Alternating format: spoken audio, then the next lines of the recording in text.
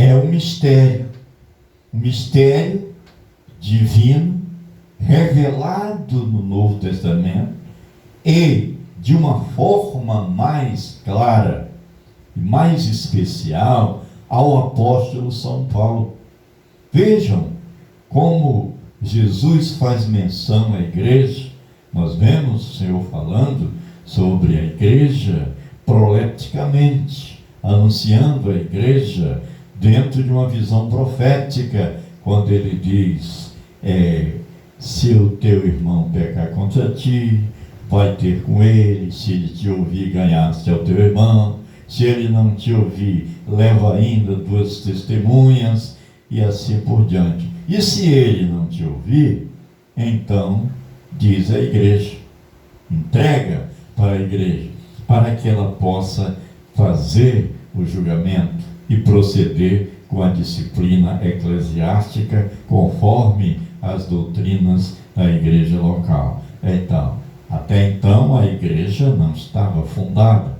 Depois, Jesus falando para Pedro, ele também faz menção à igreja, dizendo: porque tu és Pedro, e sobre esta pedra eu edificarei a minha igreja. Então, mostrando de maneira clara que a igreja não existia, que ela seria ainda fundada no futuro. Jesus diz: olha, Pedro, eu vou fundar a minha igreja sobre a rocha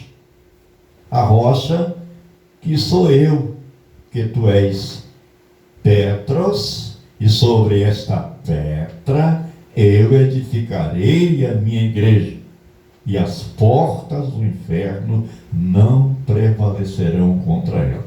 Então vejam que a igreja ainda não existia nos dias de Jesus, e que ela seria fundada sobre o próprio Cristo. Fato que acontece em Atos capítulo 2, quando os irmãos, os discípulos de Jesus, estavam reunidos em Jerusalém, e desceu sobre eles o Espírito Santo do Senhor, no dia de Pentecostes, cumprindo-se ali a primeira parte da profecia de Joel, capítulo 2. Porque Joel 2, quando fala sobre o reino e o Espírito de Deus sobre toda a carne, é uma profecia de dupla referência. Profecia de dupla referência é aquela que se cumpre em 2 momentos distintos. Perfeito? É o caso de Joel. Então, em Atos 2, a igreja é fundada, inaugurada, com a presença do Espírito Santo de Deus. Perfeito? Então, Jesus fala sobre a sua vinda, os anjos também falaram sobre a sua segunda vinda, e no momento exato em que Jesus ia sendo elevado para as alturas, e que os apóstolos de Jesus e os discípulos de Jesus estavam com os seus olhos fitos nos céus, naquele momento em que Jesus é encoberto pelas nuvens, e eles não veem mais a Jesus, mas eles continuam olhando para as alturas. E aí 2 varões angelicais de vestes brancas se dirigiram a eles e disseram: varões galileus, por que estáis olhando para as alturas? Não vedes que esse Jesus, que agora foi assunto aos céus, voltará da mesma forma um dia? Era o anúncio de sua segunda vinda. Agora, essa segunda vinda que é para Israel, para salvar Israel da opressão de seus inimigos, inclusive o anticristo. Mas vamos chegar lá com mais calma, com mais detalhes. Perfeito? De maneiras que essa doutrina tão maravilhosa da segunda vinda de nosso Senhor Jesus Cristo, ela é, de alguma forma, aguardada por todos, mas ela tem a ver diretamente com a nação israelense. E a igreja de Jesus? Bom, a igreja vai ser arrebatada. E nós não podemos confundir arrebatamento com a segunda vinda de Jesus. É aí que mora a grande confusão. Os pais batistas, para explicarem essa doutrina, eles dividiram a segunda vinda de Cristo em duas etapas. A primeira, quando Jesus viria até as nuvens, receberia sua igreja e voltaria para os céus com ela, e passaria 7 anos juntamente com a sua igreja nos céus, onde estaria acontecendo o bema, o tribunal de Cristo, onde cada um haverá de prestar conta de suas obras feitas por meio do corpo na presença do Senhor, e também as bodas do Cordeiro. Ao cabo dos 7 anos, aí sim, Jesus, já juntamente com a sua igreja, voltará quando ele colocará os seus pés sobre o Monte das Oliveiras, e o monte se fenderá, metade para o oriente e a outra metade para o ocidente. Todavia, essa doutrina tem sido muito mal entendida. E alguns, até não muito bem intencionados, eles acusam os pré-tribulacionistas a pregar duas vindas. Uma onde Jesus viria até as nuvens e a outra quando ele viria até o planeta Terra. Então, queridos, não é uma coisa nem a outra. Perfeito? Nós vamos fechar aqui, mas não antes de te dizer como é que isso acontece. Então, preste atenção. Olha aqui para mim. Cristo Jesus, ele não vai descer até as nuvens. Quando São Paulo fala sobre essa matéria, ele fala de forma clara, inequívoca, insofismável, que no momento, dada a palavra de ordem, ouvida a voz do arcanjo, ressoada a trombeta de Deus, descerá, falando do Senhor, descerá. Mas não há nenhuma menção feita a que o Senhor Jesus vai descer até as nuvens dos céus. Não. Apenas diz o texto que o Senhor mesmo, dada a sua palavra de ordem, ouvida a voz do arcanjo e ressoada a trombeta de Deus, descerá.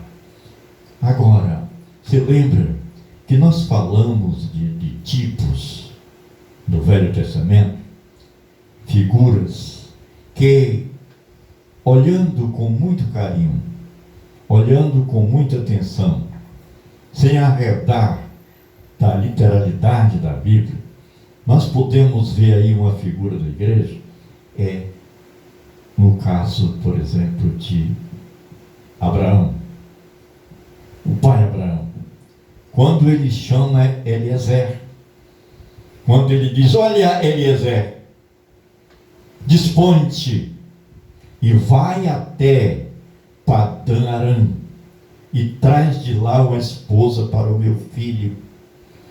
E que Eliezer diz: ah, meu senhor, tudo bem, eu posso ir sem nenhum problema. Mas e se a moça não quiser vir? Então,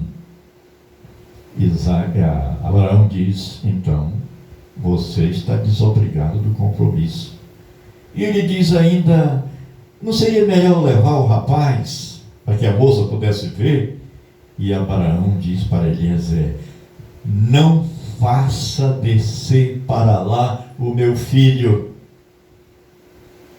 E jura aqui para mim. Coloca a tua mão aqui debaixo da minha coxa e jura que não trarás mulher dentre as filhas de Canaã para o meu filho. E assim Eliezer jurou. Então Eliezer, naquele momento, ele passa a ser um tipo do Espírito Santo. Abraão, um tipo do Deus Pai. Isaac, um tipo do Deus Filho.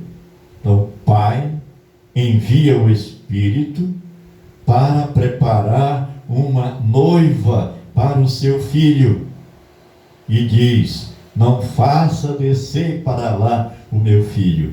E quando Isaac ouve na sua tenda que Eliezer está chegando com a noiva, então ele sai da sua tenda para receber a noiva fora da sua tenda. Mas ele não desceu até Padã Arã. Então vejam, Jesus não vai descer, mas ele vai se deslocar do trono da sua majestade para receber a sua noiva, a sua igreja. Então, desmistificando o pré-tribulacionismo, não ensina, nunca ensinou que há duas segundas vindas de Jesus. E aqui nós estamos mostrando como funciona a luz das Escrituras Sagradas. Eu espero que você tenha entendido, e qualquer dúvida você manda para nós aqui, e nós teremos o maior prazer em conversar com você sobre a doutrina. Então vejam que nós estamos apenas preambulando esse assunto. Nós vamos voltar a ele, até porque o nosso foco nesse estudo não é a segunda vinda. Eu estou apenas mostrando aqui como funciona a segunda vinda, porque Paulo fala aqui no começo, quando ele diz: irmãos, que diz respeito à vinda de nosso Senhor Jesus. Então, a vinda do Senhor Jesus, ela acontece depois da tribulação, da grande tribulação, e é para a nação de Israel. E a igreja? A igreja tem sido arrebatada antes da tribulação.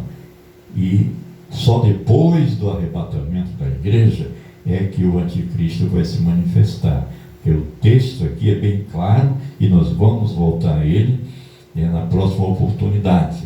Deixa eu só localizar. Aqui no versículo 5: não vos recordais de que ainda convosco eu costumava dizer-vos estas coisas, e agora sabeis o que o detém, para que ele seja revelado somente em ocasião oportuna. E o versículo 7: com efeito, o mistério da iniquidade já opera, e aguarda somente que seja afastado aquele que agora o detém. Então, queridos e amados irmãos e prezados amigos, enquanto a igreja de Jesus estiver no planeta Terra, enquanto o Espírito de Deus reinar na igreja, na superfície do planeta Terra, o anticristo não vai se manifestar, não vai se revelar, de tal maneira que ele continua habitando as regiões celestiais até que a igreja seja arrebatada. Eu falei regiões celestiais e não nos céus, dos céus, tá? Ele não tem lugar no céu dos céus para morar, ainda que ele tenha acesso, possa entrar, mas não pode permanecer. Perfeito? Ele habita as regiões celestiais, conforme diz São Paulo.